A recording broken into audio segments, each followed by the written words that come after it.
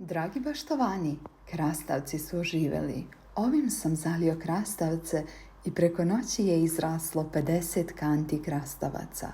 Prirodna prihrana.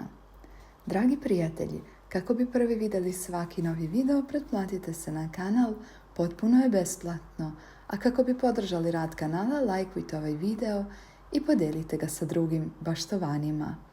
A nama je za ovu prihranu potrebno karanfilić 1 kašika, krompirov skrob 1 kašika, soda bikarbona 1 kašika i suhi kvasac 1 kašika.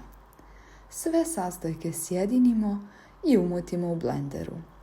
Ostavimo da odstoji 1 sat. Razrijedimo ukupno 1 litru tako da dobijemo 3 litre prihrane. Zatim razblažite 2 šolje u 10 litara vode i zalijte preko korijena jednom u 14 dana po 300 ml. Ovo je veoma važno i ovaj recept zapišite, a ukoliko vam je ovaj video bio koristan, lajkujte ga i ostavite nam srce u komentaru. Hvala vam na tome.